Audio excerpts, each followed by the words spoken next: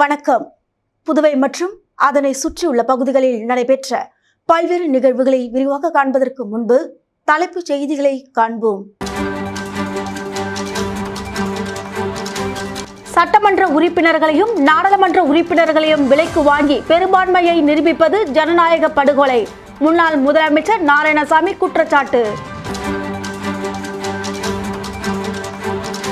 மாநிலத்திற்கு தேவையான அனைத்து உதவிகளையும் வழங்க மத்திய அரசு தயாராக உள்ளது. மத்திய அமைச்சர் ஜிதன் ராம் மாஞ்ச் தகவல். அயோத்தி ராமர் கோவில் காணிக்கை முறைகேட்டிற்கு கண்டனம். காங்கிரசார் நூதன போராட்டம். இனி விரிவான செய்திகள். நீட் முறைகேடு குறித்து காரைக்காலில் காங்கிரஸ் கட்சி சார்பில் விழிப்புணர்வு பிரச்சாரம் மேற்கொள்ளப்பட்டது. நீட் தேர்வில் இடம்பெற்றதாக கூறப்படும் முறைகேடுகள் குறித்து மாணவர்கள் மற்றும் பொதுமக்களிடையே விழிப்புணர்வு ஏற்படுத்தும் வகையில் புதுச்சேரி காங்கிரஸ் கட்சி சார்பில் மாநிலம் முழுவதும் துண்டு பிரசுரங்கள் வழங்கப்பட்டு வருகின்றன. அதன் ஒரு பகுதியாக காரைக்காலில் உள்ள தந்தை பெரியார் அரசு மேல்நிலைப் பள்ளியில் மாணவர் காங்கிரஸ் மாநில தலைவர் ஹர்ஷவர்தன் தலைமையில் விழிப்புணர்வு பிரச்சாரம் நடைபெற்றது. இதில் சிறப்பு விருந்தினர்களாக புதுச்சேரி காங்கிரஸ் கட்சியின் மாநில தலைவரும் மக்களவை உறுப்பினருமான வைத்தியலிங்கம், சட்டமன்ற உறுப்பினர் கார்த்திகேயன் மற்றும் முன்னாள் காங்கிரஸ் சட்டமன்ற கட்சி தலைவர் வைத்தியநாதன் ஆகியோர் கலந்து கொண்டு மாணவர்களிடம் நீட் தேர்வின் வெளிப்படைத்தன்மை மற்றும் கல்வி சமத்துவத்தின் அவசியத்தை வலியுறுத்தினர். மேலும் காரைக்கால் தொகுதி காங்கிரஸ் நிர்வாகிகள் மற்றும் கட்சியினரும் நிகழ்வில் பங்கேற்றனர்.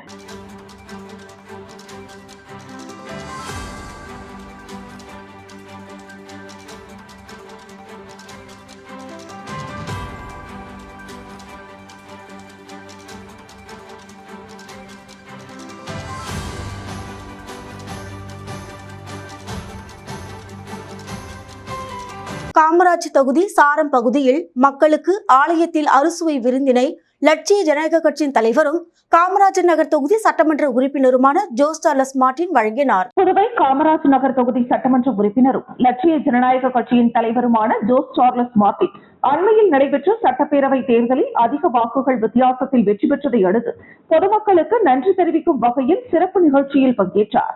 இதையடுத்து சாரம் பகுதியில் அமைந்துள்ள வள்ளி தேவசேனா சுப்பிரமணிய சுவாமி ஆலயத்தில் நடைபெற்ற நிகழ்வில் அப்பகுதி பொதுமக்களுக்கு தனது கைகளால் அறுசுவை விருந்தை பரிமாறினார். மேலும் ஆலயத்தில் சேவையாற்றி வரும் பணியாளர்கள் மற்றும் தன்னார்வலர்களுக்கு நினைவு பரிசுகளை வழங்கி அவர்களின் சேவையை பாராட்டினார். லட்சிய ஜனநாயக கட்சியின் மாநில செயலாளர் ரவி ஏற்பாட்டில் நடைபெற்ற இந்த நிகழ்வில் முன்னாள் சட்டமன்ற உறுப்பினர் ரிச்சர்ட் ஜான்குமார், கட்சி நிர்வாகிகள், தொண்டர்கள் மற்றும் ஏராளமான பொதுமக்கள் கலந்து கொண்டனர். மக்களால் தேர்ந்தெடுக்கப்பட்ட சட்டமன்ற உறுப்பினர்களையும் நாடாளுமன்ற உறுப்பினர்களையும் விலைக்கு வாங்கி பெரும்பான்மையை நிரூபிப்பது என்பது ஜனநாயக படுகொலை என்று முன்னாள் முதலமைச்சர் நாராயணசாமி குற்றம் சாட்டியுள்ளார். புதுச்சேரி ராஜீவ்காந்தி பஞ்சாயத்து ராஜ் சங்கம் மற்றும் புதுச்சேரி சக்தி அபியான் சார்பில் ராட்டை சத்தியகிரக அறவழி போராட்டம் புதுச்சேரியில் நடைபெற்றது. 10 கண்ணு 4 முனை சந்திப்பில் சக்தி அபியான் மாநில தலைவி டாக்டர் விஜயகுமாரி தலைமையில் நடைபெற்ற அறவழி போராட்டத்தில் தேசிய தலைவர் டாக்டர் சுனில் பன்வார், புதுச்சேரி காங்கிரஸ் தலைவரும் பாராளுமன்ற உறுப்பினருமான வைத்தியலிங்கம், முன்னாள் முதலமைச்சர் நாராயணசாமி, சட்டமன்ற உறுப்பினர் கார்த்திகேயன், முன்னாள் காங்கிரஸ் சட்டமன்ற கட்சி தலைவர் வைத்தியநாதன் உள்ளிட்ட முன்னாள் அமைச்சர்கள், முன்னாள் சட்டமன்ற உறுப்பினர்கள், காங்கிரஸ் கட்சியின் மாநில, மாவட்ட, தொகுதி பொறுப்பாளர்கள் என அனைவரும் திரளாக கலந்து கொண்டனர்.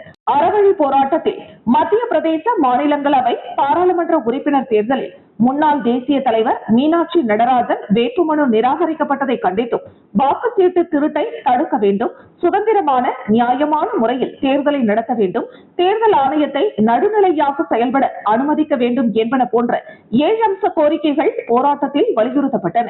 இதில் கலந்து கொண்ட முன்னாள் முதலமைச்சர் நாராயணசாமி பேசுகையில், நாட்டில் பல்வேறு அரசு நிறுவனங்களை செயல்பட விடாமல் சர்வாதிகார போக்குடன் பிரதமர் மோடி செயல்பட்டு வருகிறார். தேர்தலில் நின்று வெற்றி பெற தைரியம் இல்லாதவர்கள் சட்டமன்ற உறுப்பினர்களையும் நாடாளுமன்ற உறுப்பினர்களையும் விலைக்கு வாங்கி தாங்கள் தான் பெரிய கட்சி என்று பெரும்பான்மையை காட்டிக் கொண்டு வருகிறது. இது மிகப்பெரிய ஜனநாயக படுகொலை என்று தெரிவித்தார். காங்கிரஸ் கட்சி செய்த தவறுகளால் தான் புதுச்சேரியில் தோல்வியை தழுவினோம். திராவிட முன்னேற்ற கழகம் துரோகம் செய்துவிட்டது. ராகுல் காந்தி தமிழக வெற்றி கழகத்துடன் கூட்டணி வைக்க வேண்டும் என்று விரும்பினார். அதை நாம் ஏற்காததால் தற்பொழுது தோல்வியை தழுவி இருக்கிறோம். பாஜக, என்ஆர் காங்கிரஸ் ஆகிய இரு கட்சிகளும் பதவி அதிகார சண்டை போட்டுக்கொண்டு புதுச்சேரி மாநில வளர்ச்சியை வீணாக்கி கொண்டிருக்கின்றனர். இதனால் மக்கள் பாதிக்கப்படுகிறார்கள். அறப்போராட்டம் நடத்தினால் ஆட்சியாளர்கள் திருந்த மாட்டார்கள். அதனால் பல கட்ட போராட்டங்களை வீதியில் இறங்கி நடத்த வேண்டும். துரோகத்தால் வீழ்த்தப்பட்டோம், மீண்டும் புத்துணர்ச்சி பெற்று காங்கிரஸ் கட்சி ஆட்சியை பிடிக்கும் என்று தெரிவித்தார். புதுசாரம் பகுதியில் அமைந்துள்ள சித்தி புத்தி ஸ்ரீ விஜய கணபதி ஆலய திருப்பணிக்கு நன்கொடை வழங்குமாறு ஆலய நிர்வாகிகள் காமராஜ் நகர் தொகுதி சட்டமன்ற உறுப்பினர் ஜோஸ் சார்லஸ் மார்ட்டினிடம் கோரிக்கை விடுத்தனர். புதுவை காமராஜ் நகர் தொகுதிக்குட்பட்ட புதுசாரம் பகுதியில் அமைந்துள்ள சித்தி புத்தி ஸ்ரீ விஜய கணபதி ஆலய திருப்பணிகள் நடைபெற்று வரும் நிலையில் நன்கொடை வேண்டி ஆலய நிர்வாகி கோவிந்தராஜ் தலைமையில் லட்சிய ஜனநாயக கட்சி தலைவரும் காமராஜ் நகர் தொகுதி சட்டமன்ற உறுப்பினருமான ஜோஸ் சார்லஸ் மார்ட்டினை சந்தித்து சால்வை அணிவித்து நன்கொடை வழங்க கோரிக்கை விடுத்தனர். நிகழ்வின் போது முன்னாள் சட்டமன்ற உறுப்பினர் ரிச்சர்ட் ஜான்குமார் உடனிருந்தார். Rotary club of Pondicherry elite சார்பில் 120க்கும் மேற்பட்ட மாற்றுத்திறனாளிகள் மற்றும் திருநங்கைகளுக்கு நலத்திட்ட உதவிகள் வழங்கப்பட்டன. சமூகத்தில் நலிவடைந்த பிரிவினருக்கு உதவும் நோக்கோடு மனிதாபிமானத்துடனும் சேவை செய்வோம், மகிழ்ச்சியை பரப்புவோம் என்ற உயரிய சிந்தனையோடு Eegaikulam Rotary first Rotary club of Pondicherry elite சார்பாக அன்னபூர்ணா திட்டம் எனும் நற்பணி மிக சிறப்பாக நடத்தப்பட்டது. இத்திட்டத்தின் கீழ் சமூகத்தில் உள்ள மாற்றுத்திறனாளிகள் மற்றும் திருநங்கைகளுக்கு உதவும் வகையில் தலா 10 கிலோ எடையுள்ள அரிசி பைகள் வழங்கப்பட்டன. முக்கிய விவரங்கள்: திட்ட ஒருங்கிணைப்பு Eegaikulam Rotary first Rotary club of Pondicherry எலை. பயனாளிகள் மாற்றுத்திறனாளிகள் மற்றும் திருநங்கைகள். வழங்கப்பட்ட அளவு மொத்தம் 120க்கும் மேற்பட்ட பயனாளிகளுக்கு தலா 10 கிலோ வீதம் அரிசி பைகள் விநியோகம் செய்யப்பட்டன. சுமார் 1 லட்சம் ரூபாய் மதிப்பீட்டில் இந்த நலத்திட்ட உதவிகள் வழங்கப்பட்டுள்ளது. நன்கொடையாளர் இத்திட்டத்திற்கான முழு நிதி உதவியையும் ரொட்டேரியன் இளங்கோ தாராள மனதுடன் வழங்கியுள்ளார். புதுச்சேரி இளங்கோ நகரில் இந்த நிகழ்ச்சி நடைபெற்றது.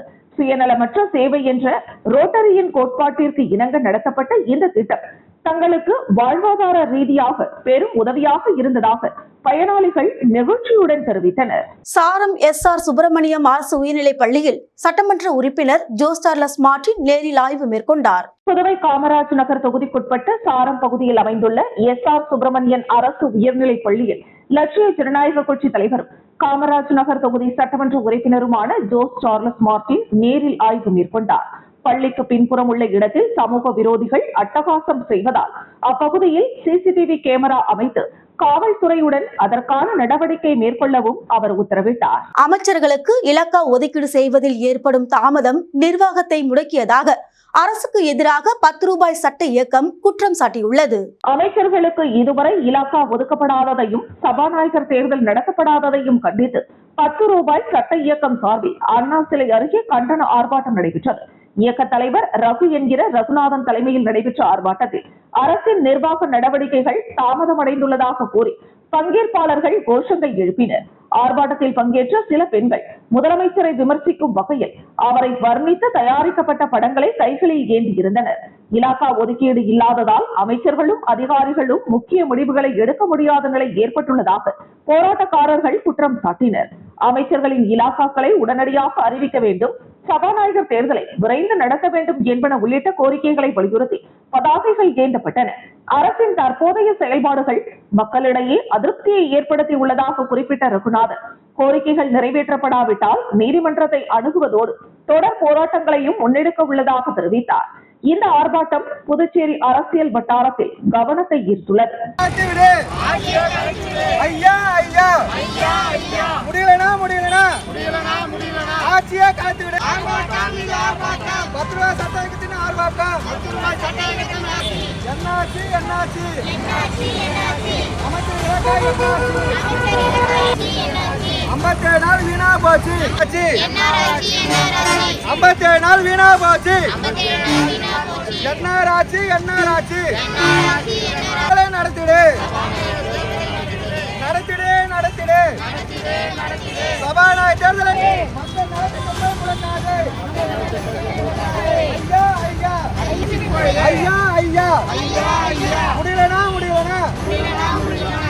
கடைக்குள் காலியாக நுழைந்து மஞ்சப்பையுடன் வெளியேறிய வாலிபர் குறித்த CCTV காட்சிகள் வைரலாகி வருகிறது. புதுச்சேரி கொசப்பாளையம் அரசு சுகாதார மையம் அருகே உள்ள காய்கறி கடை மற்றும் ஃபேன்சி ஸ்டோரில் பட்டப்பகலில் நடைபெற்ற திருட்டு சம்பவத்தின் CCTV காட்சிகள் சமூக வலைதளங்களில் பரவி வருகின்றன.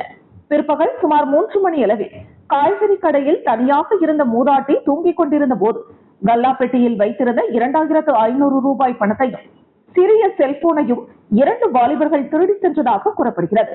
சிசிடிவி காட்சிகளில் வாலிபர் ஒருவர் இரு கைகளும் காலியாக கடைக்குள் நுழைந்து பின்னர் ஒரு மஞ்சள் பையை எடுத்துக்கொண்டு வெளியேறும் காட்சி தெளிவாக பதிவாகியுள்ளது. அதன்பின் அருகில் இருந்த ஃபேன்சி ஸ்டோருக்குள் நுழைந்த அவர்கள் அங்கிருந்த 2 செல்போன்களையும் திருடி சென்றதாக தெரிவிக்கப்படுகிறது. அப்பகுதியில் பொருத்தப்பட்டிருந்த சிசிடிவி கேமராக்களின் பதிவுகளின் அடிப்படையில் பாதிக்கப்பட்டவர்கள் காவல்துறையில் புகார் அளிக்க தயாராகி வருகின்றனர். இதுகுறித்து உருளையன்பேட்டை காவல்துறையினர் விசாரணை மேற்கொள்ள உள்ளனர். அயோத்தி ராமர் கோவில் காணிக்கை முறைகேட்டை கண்டித்து முத்தியால்பேட்டையில் காங்கிரசார் நூதன போராட்டத்தில் ஈடுபட்டனர். அயோத்தி ராமர் கோவிலில் பக்தர்கள் வழங்கிய காணிக்கையில் முறைகேடு நடைபெற்றதாகவும் இது தொடர்பாக காணிக்கை என்னும் பணியில் ஈடுபட்ட 8 பேர் கைது செய்யப்பட்ட நிலையில் குற்றவாளிகள் மீது கடும் நடவடிக்கை எடுக்க வலியுறுத்தி முத்தியால்பேட்டை தொகுதி காங்கிரசார் நூதன போராட்டத்தில் ஈடுபட்டனர். இதன் ஒரு பகுதியாக முத்தியால்பேட்டை தென்கலை சீனிவாச பெருமாள் கோவிலில் உள்ள பெருமாள் மற்றும் ராமர் சன்னதியில் வழிபாடு நடத்தி முறைகேட்டில் ஈடுபட்டவர்களுக்கு உரிய தண்டனை வழங்கப்பட வேண்டும் என பிரார்த்தனை செய்தனர். போராட்டத்திற்கு தொகுதி பொறுப்பாளர் ஈரம் ராஜேந்திரன் தலைமை தாங்கினார். மாநில தலைவர் வைத்தியலிங்கம் முன்னிலை வகித்தார். முன்னாள் முதலமைச்சர் நாராயணசாமி, முன்னாள் துணை சபாநாயகர் பாலன், இளைஞர் காங்கிரஸ் தலைவர் ஆனந்தபாபு உள்ளிட்டோர் பங்கேற்றனர். ரெட்டியார்பாளையம் பகுதியில் பொதுமக்களுக்கு இலவச நீர்மோர் பந்தலை லட்சிய ஜனநாயக கட்சி தலைவர் ஜோஸ் சார்லஸ் மார்டின் தொடங்கி வைத்தார். புதுவை ரெட்டியார்பாளையம் பகுதியில் உள்ள லட்சிய ஜனநாயக கட்சி அலுவலகத்தில் லட்சிய ஜனநாயக கட்சி தலைவரும் காமராஜ் நகர் தொகுதி சட்டமன்ற உறுப்பினருமான ஜோஸ் சார்லஸ் மார்டின் நீர்மோர் பந்தலை திறந்து வைத்து பொதுமக்களுக்கு தாகம் தணிக்கும் வகையில் மோர் வழங்கினார். இந்த நிகழ்வில் முன்னாள் சட்டமன்ற உறுப்பினர் ரிச்சர்ட் ஜான்குமார், லட்சிய ஜனநாயக கட்சி பொதுச் செயலாளர் டாக்டர் துரைசாமி, ஒருங்கிணைப்பாளர் பழனி, தொழிலாளர் அணி மாநில செயலாளர் திசோல் உள்ளிட்ட நிர்வாகிகள் கலந்து கொண்டனர். கிழக்கு கடற்கரை சாலையில் தொழிலதிபர்கள் கார்களை வழிமறித்து கொள்ளையடிக்க காத்திருந்த பிரபல முகமூடி கொள்ளையர்களை சிறப்பு அதிரடிப்படை காவல்துறையினர் கைது செய்தனர். அவர்களிடமிருந்து 35,000 ரூபாய் மதிப்பிலான 350 கிராம் கஞ்சா, 4 கத்திகள், முகமூடி, செல்போன்கள் பறிமுதல் செய்யப்பட்டன. புதுச்சேரி கிழக்கு கடற்கரை சாலை அருகே ஒரு கும்பல் ஆயுதங்களுடன் பதுங்கியிருப்பதாக சிறப்பு அதிரடிப்படை காவல்துறையினருக்கு தகவல் கிடைத்தது. இதையடுத்து ஆய்வாளர் கணேஷ் தலைமையிலான காவல்துறையினர் சம்பவ இடத்திற்கு சென்று சோதனை செய்தனர். அப்போது காவல்துறையினரை கண்ட அந்த கும்பல் தப்பிச் செல்ல முயன்றது. அவர்களை காவல்துறையினர் மடக்கி பிடித்து சோதனை செய்தனர். சோதனையில் அவர்கள் கத்தி, 350 கிராம் கஞ்சா, முகமூடிகள் மறைத்து வைத்திருந்தது தெரியவந்தது. இதையடுத்து அவர்களை காவல் நிலையம் அழைத்து சென்று விசாரணை மேற்கொண்டனர். விசாரணையில் சண்முகாபுரம் செல்வம் மகன் 27 வயதான நிஷாந்த், பாட்ஷா மகன் 27 வயதான அமீர், கதிர்காமம் அக்பர் மகன் 29 வயதான நௌஷாதா, செல்வம் மகன் 24 வயதான சிவசேகர், தர்மாபுரி பச்சையப்பன் மகன் 26 வயதான அறிவரசன், பாக்கமுடையான்பேட் சுபாஷ் மகன் 21 வயதான ஆனந்த் ஆகியோர் என்பது தெரிய வந்தது. அவர்கள் கிழக்கு கடற்கரை சாலை வழியாக காரில் செல்லும் தொழிலதிபர்கள், வணிகர்களை வழிமறித்து முகமூடி அணிந்து கத்தியால் தாக்கி கொள்ளையடிக்கும் நோக்கத்தில் பதுங்கியிருந்ததாக தெரிவித்தனர். இதையடுத்து 6 பேரையும் கைது செய்த காவல்துறையினர் அவர்களிடமிருந்து 35,000 ரூபாய் மதிப்பிலான 350 கிராம் கஞ்சா, 4 கத்திகள், 6 முகமூடிகள், 6 செல்போன்கள் பறிமுதல் செய்தனர். பின்பு அவர்கள் கோரிமேடு காவல் நிலையத்தில் ஒப்படைக்கப்பட்டனர். கைது செய்யப்பட்ட 6 பேர் மீதும் கொலை, கொலை முயற்சி, அடிதடி, வழிப்பறி, திருட்டு உள்ளிட்ட பல்வேறு வழக்குகள் நிலுவையில் உள்ளது. 6 பேரையும் நீதிமன்றத்தில் ஆஜர்படுத்தி காலாப்பட்டு மத்திய சிறையில் அடைத்தனர். காமராஜ் சாலை பாலாஜி திரையரங்கம் அருகில் நடைபெறும் உப்பனாறு வாய்க்கால் பணிகளை லட்சிய ஜனநாயக கட்சி தலைவரும் காமராஜ் நகர் தொகுதி சட்டமன்ற உறுப்பினருமான ஜோஸ் சார்லஸ் மார்டின் நேரில் ஆய்வு மேற்கொண்டார். புதுவை காமராஜ் சாலை பாலாஜி திரையரங்கம் அருகில் நடைபெறும் உப்பனாறு வாய்க்கால் பணிகளை லட்சிய ஜனநாயக கட்சி தலைவரும் காமராஜ் நகர் தொகுதி சட்டமன்ற உறுப்பினருமான ஜோஸ் சார்லஸ் மார்டின் நேரில் ஆய்வு மேற்கொண்டார். மழைக்காலம் நெருங்கி வரும் நிலையில் மேற்கொள்ளப்படும் பணிகள் குறித்தும் அடுத்த கட்ட செயல்பாடுகள் குறித்தும் கேட்டறிந்தார். இந்த ஆய்வின் போது முன்னாள் சட்டமன்ற உறுப்பினர் ரிச்சர்ட் ஜான்குமார் உடனிருந்தார். வில்லியனூரில் கஞ்சா கடத்திய வழக்கில் குற்றம் நிரூபிக்கப்பட்ட 3 பேருக்கு புதுச்சேரி போதைப்பொருள் தடுப்பு சிறப்பு நீதிமன்றம் தலா 2 ஆண்டுகள் கடுங்காவல் தண்டனையும் 10,000 ரூபாய் அபராதமும் விதித்து தீர்ப்பளித்தது. புதுச்சேரி வில்லியனூர் காவல்துறையினர் கடந்த 2023ஆம் ஆண்டு ஏப்ரல் மாதம் 19ஆம் தேதி அன்று இரவு பத்துக்கண்ணு சந்திப்பில் மேற்கொண்ட சோதனையில் மத்திய பிரதேசத்தை சேர்ந்த அரவிந்த் குமார் சர்மா, உத்தரப்பிரதேசத்தை சேர்ந்த ராஜு என்கிற முகமது மற்றும் பெங்களூருவை சேர்ந்த சந்தோஷ், ஜெகதீஷ் ஆகியோரிடமிருந்து சுமார் 2 கிலோ 360 கிராம் கஞ்சாவை பறிமுதல் செய்தனர். தொடர்ந்து நடத்தப்பட்ட விசாரணையில் குயிலாபாளையத்தில் உள்ள அரவிந்த் குமார் சர்மாவின் வீட்டிலிருந்து மேலும் 1 கிலோ கஞ்சா கைப்பற்றப்பட்டது. இது தொடர்பாக போதைப் பொருள் மற்றும் மனநிலை மாற்றும் பொருட்கள் தடுப்பு சட்டம் மற்றும் பிற பொருந்தும் பிரிவுகளின் கீழ் வழக்கு பதிவு செய்யப்பட்டது.